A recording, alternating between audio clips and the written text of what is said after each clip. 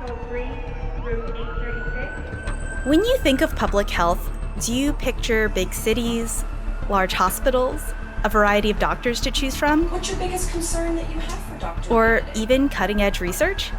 For millions of Americans living outside of urban hubs, this image looks very different.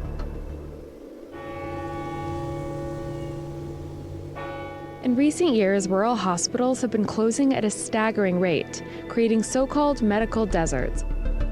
Access to care can be hours away, maternal health services are disappearing, and small hospitals face complex problems that too often lead to closure. This is a reality in many parts of Pennsylvania. With one of the largest rural populations in the country, nearly 3.4 million people, the state mirrors the struggles of rural America as a whole. Pennsylvania as a whole has had some of the most severe shortages of healthcare professionals in the nation. Access to maternity care in central Pennsylvania is decreasing, which could increase the risk for pregnant women. You know, a lot of parts of Pennsylvania are not well serviced by physicians. It is interesting to note that roughly only 10% of our doctors choose to practice in rural settings, despite more than 20% of the U.S. population living in rural communities. For more than 3 decades, Lisa Davis has been at the center of these challenges. As director of the Pennsylvania Office of Rural Health, she's worked to keep hospitals open, bring providers into underserved communities, and support the people who make up the backbone of rural life. If you had breakfast this morning, you have rural to thank. If you woke up in a building, you have rural to thank. If you have clothing on, you have rural to thank.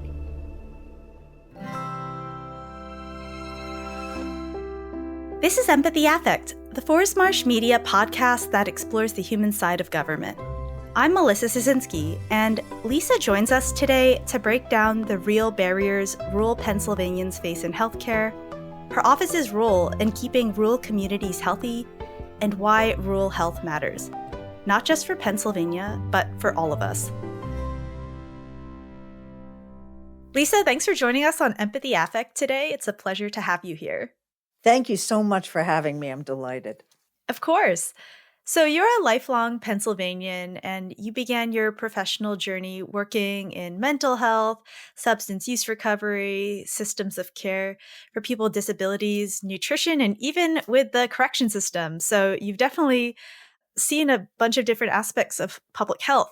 So when and how did you realize that amid all of this, that rural health would become your calling? How did those early experiences in such diverse areas across the state inform and ultimately lead you to direct the Pennsylvania Office of Rural Health? Well, thank you so much for asking.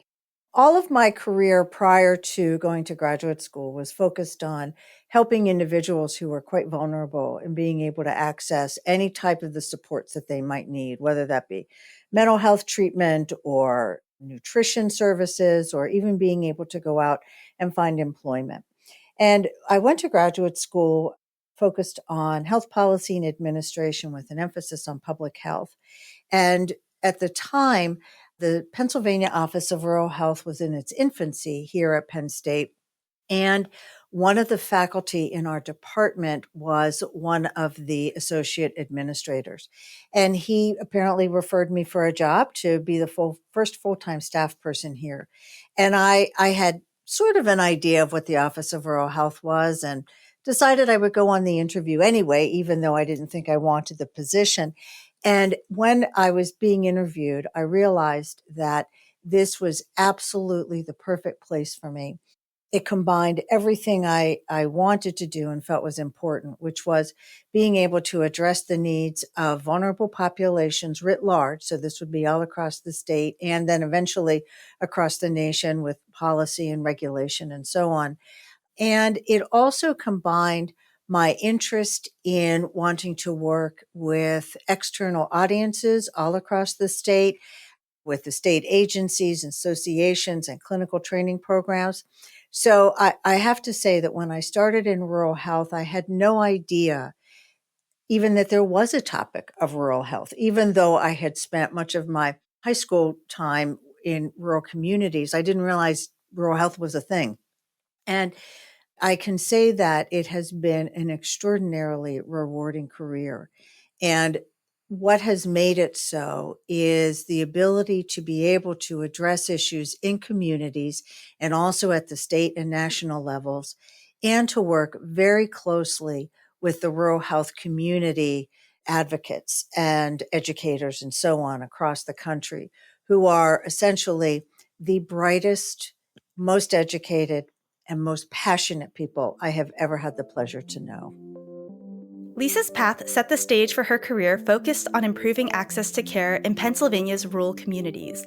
The Pennsylvania Office of Rural Health was developed in 1991 to do just that.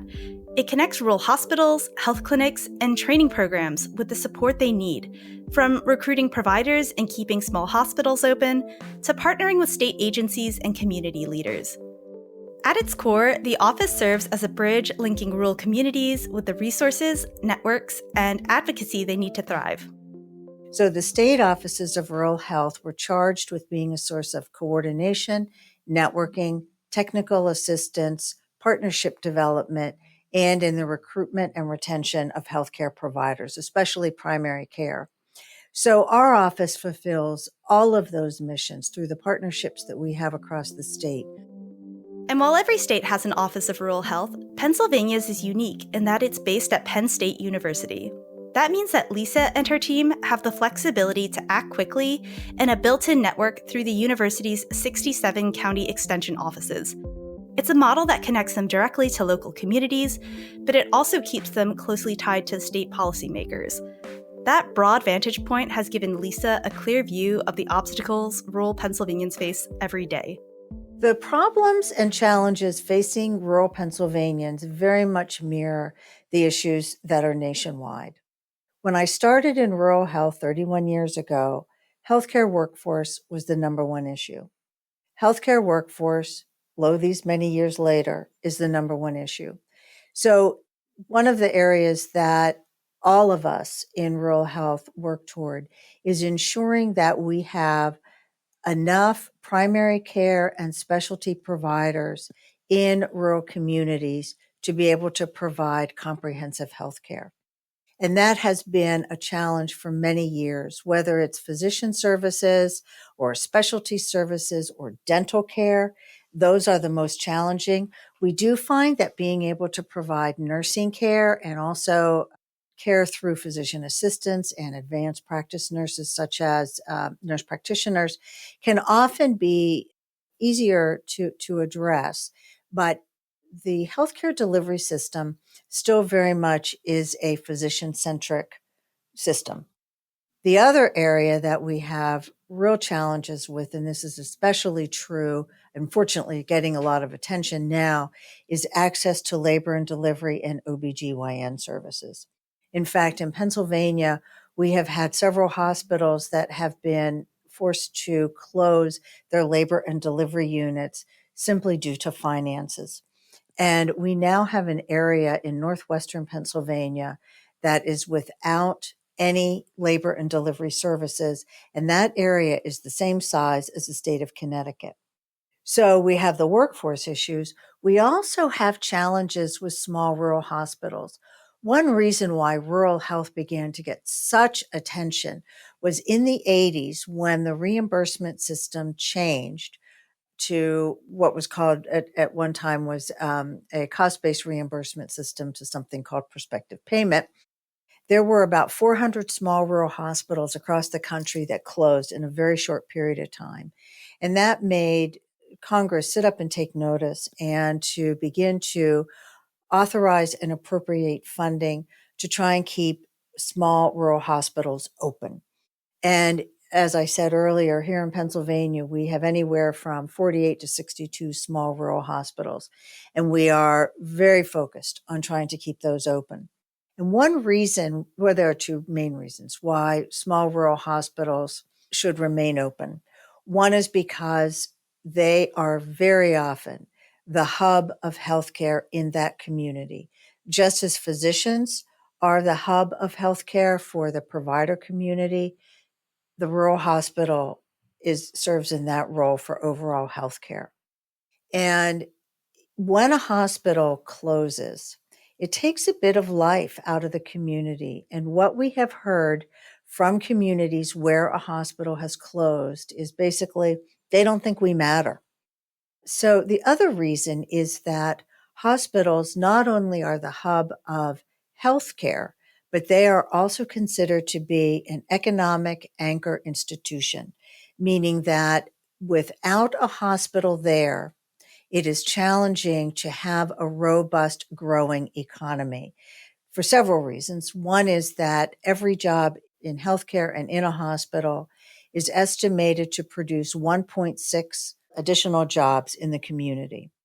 The other is that it is very hard to attract and retain other types of workforce if you don't have a place for individuals to go for care. So those are probably the two main issues. Since hospital closures have been impacting rural areas nationwide, how do you see this affecting Pennsylvania as well? You were mentioning that rural hospitals tend to be anchors for many communities economically in terms of providing access. So as closures sort of happen, how is that affecting Pennsylvanians? And what strategies are being used to try to maintain access to care amid this trend?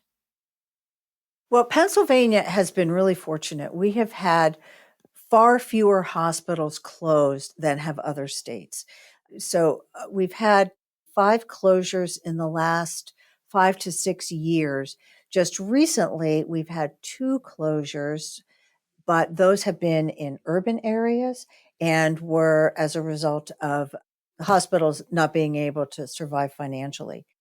What ends up happening, especially in rural communities, when a hospital closes, the surrounding community comes together to try and provide healthcare services there. For instance, in one community where the hospital closed, the federally qualified health system in a neighboring county has come in to fill that care. They've been providing mobile clinics and rotating physicians and other providers in that community, and are planning on establishing a site there. So that's one way in which they're trying to address issues. In other communities, what we see is, for instance, in one community where the hospital closed, one of the local businesses that has been there for generations invested significantly in the facility where the hospital was located.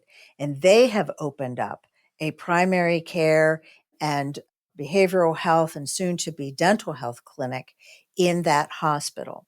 So while these closures have occurred, we work very hard to make sure that the facilities that are there are receiving the support that they need, that are being considered in terms of when federal or state legislation and regulation is being passed. In Pennsylvania, we mirror other states also in that we have a number of very large healthcare systems. And so we've seen significant consolidation over the years, and that has helped small rural hospitals be able to stay open. So there are a number of ways in which we are focused on that. But even when the hospital doors stay open, the health conditions that Pennsylvanians face still loom. One of the biggest public health challenges for Pennsylvania overall is the burden of chronic disease. Conditions like diabetes, obesity, and heart disease affect rural Pennsylvanians at higher rates than their urban counterparts. And the barriers to manage those conditions can be steep. I would say that chronic disease prevention and treatment is one of the highest priorities of every healthcare delivery system in Pennsylvania. Rural, urban, hospital, clinic, it is one of the highest priorities, especially because a third of Pennsylvanians are overweight, and we have a higher percentage of young kids who are also overweight. So I think facilities and communities are very much focused on addressing these kinds of issues.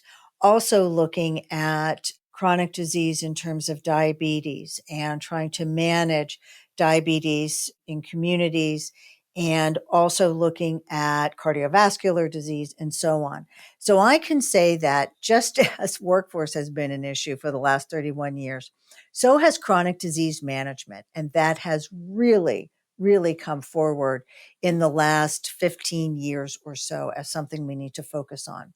So one model of care that we have here in Pennsylvania that I think other states do as well, we have a very robust community health worker system.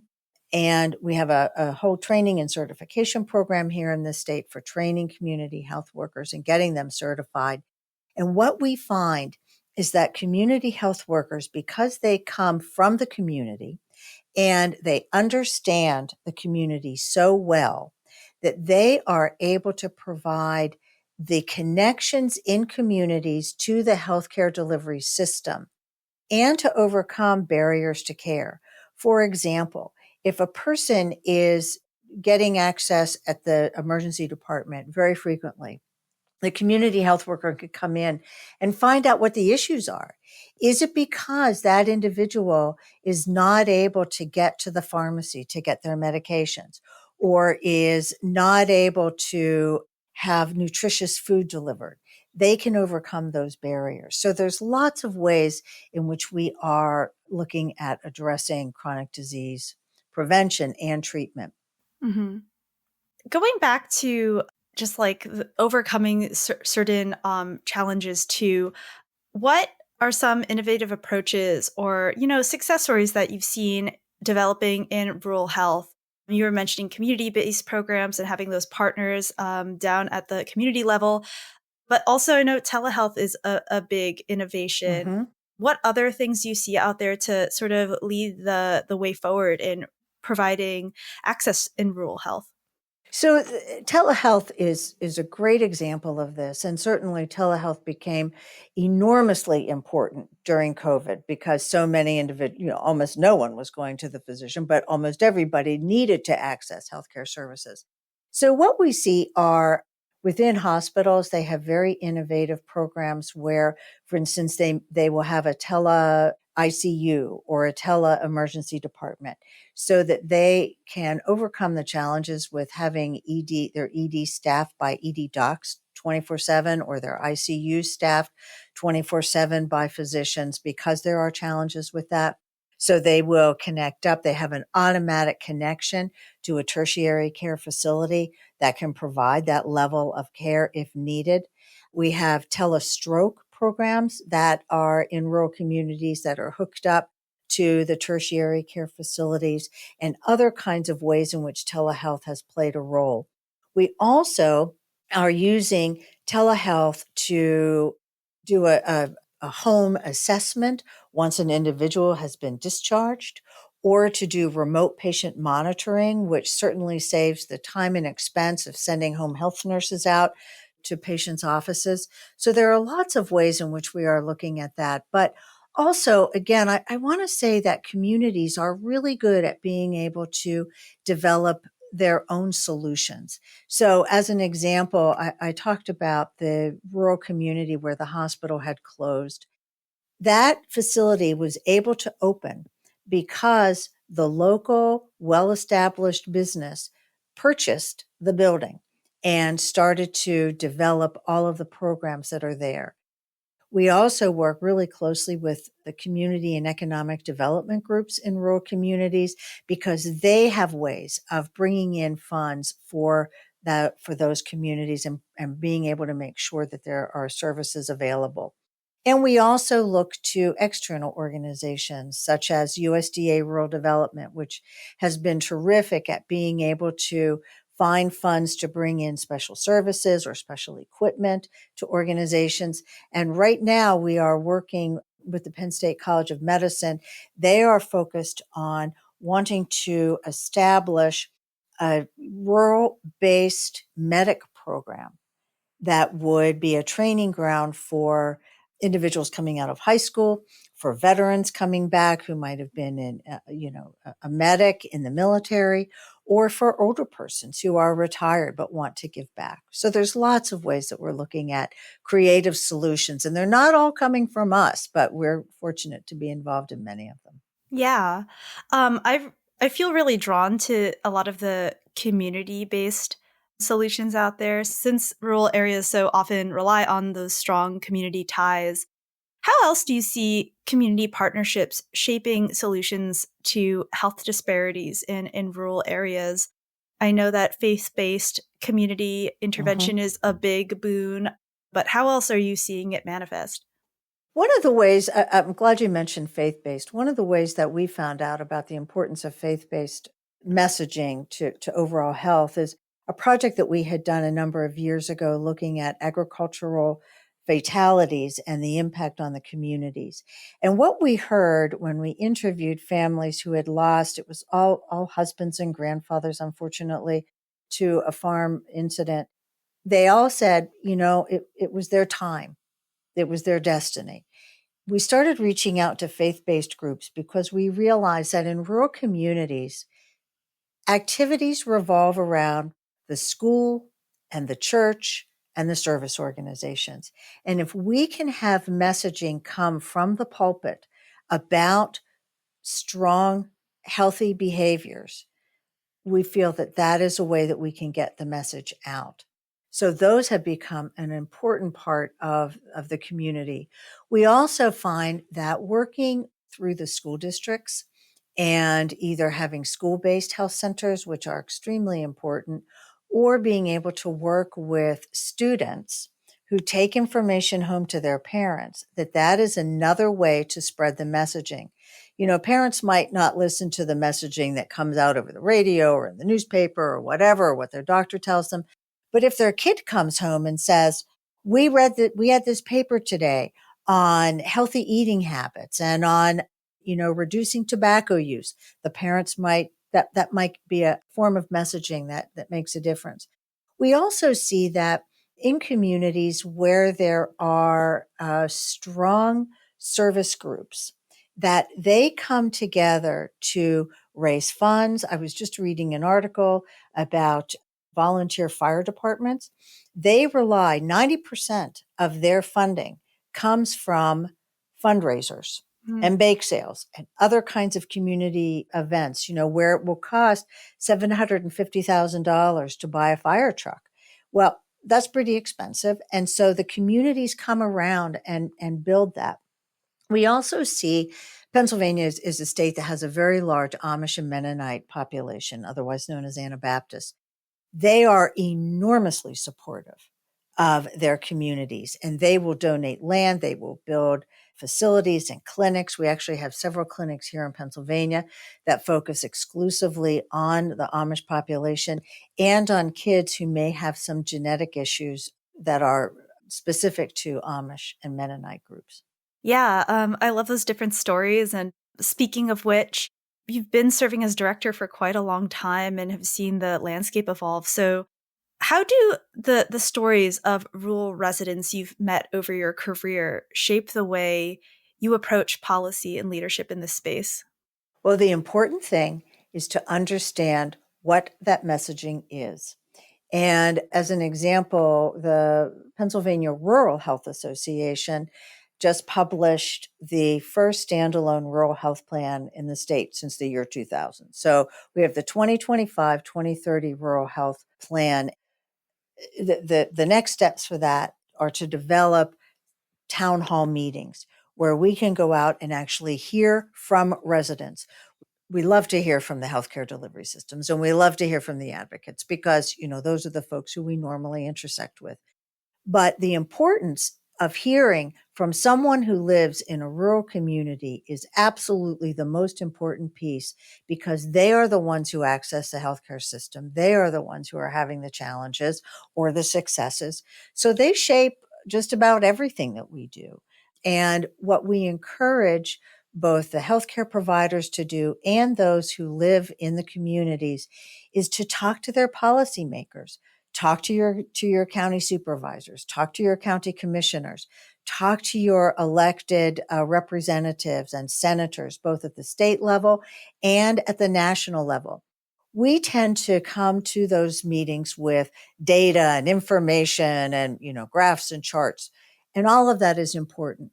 What really makes the difference is when a policymaker hears from an individual about their specific experience. So we hope and we encourage everyone to tell their story. Absolutely. I'm wondering, and I get the sense it's the people who, are driven behind this and the patients you feel like you're a steward of in your position, but what gives you hope about the future of rural health in Pennsylvania? Well, first of all, I think that very excitedly, in the last 2 years, rural health has received a lot of attention here in our state, and I would also say nationally. And there are so many who are committed to working together to overcome barriers. One project that we are going to be involved in that I think most states will be involved in is the $50 billion in funding that is coming out from HR 1, which is the one big, beautiful bill that was signed into law on July 4th.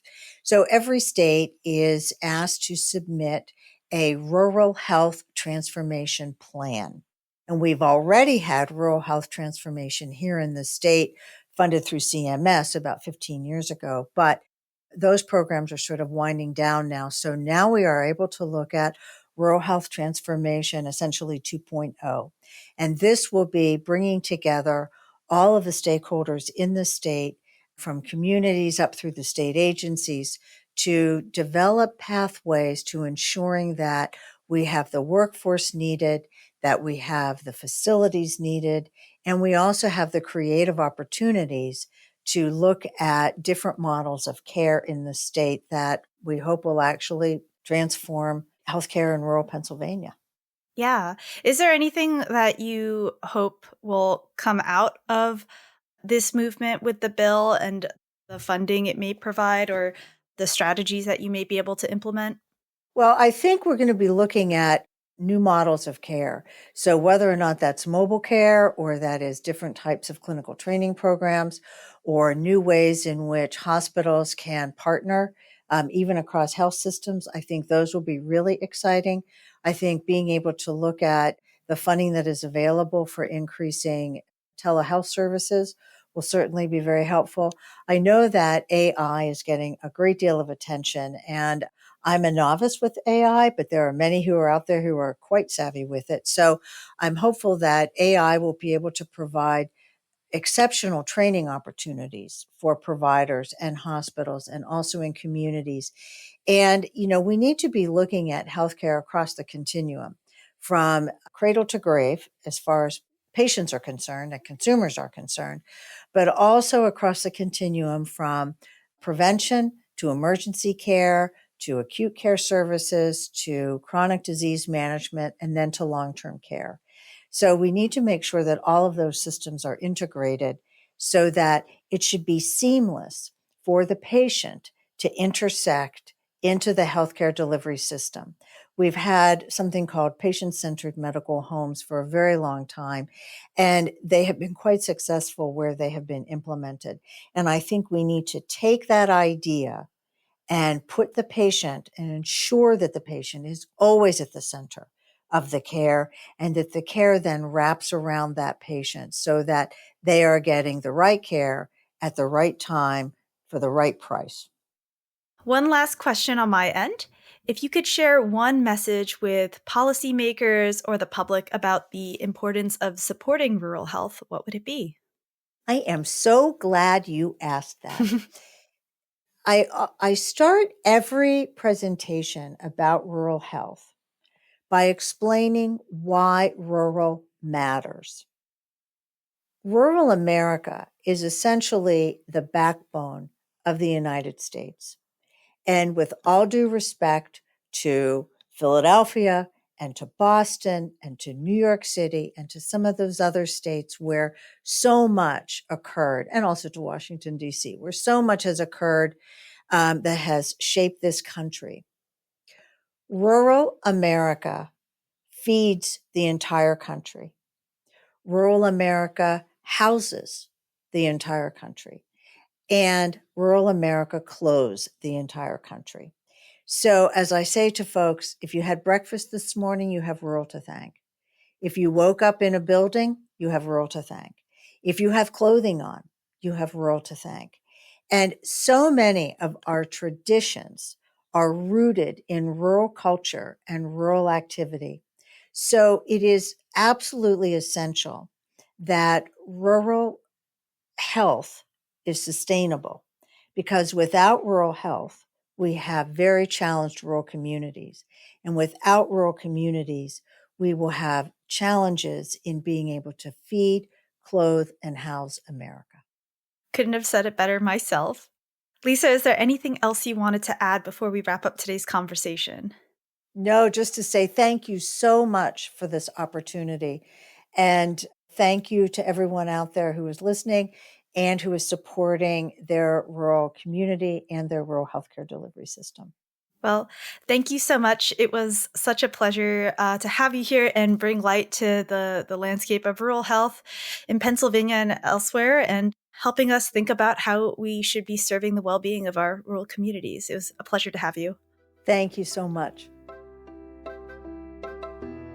One thing I'm taking away from this conversation is that rural health is more than just a policy issue. It's a lifeline.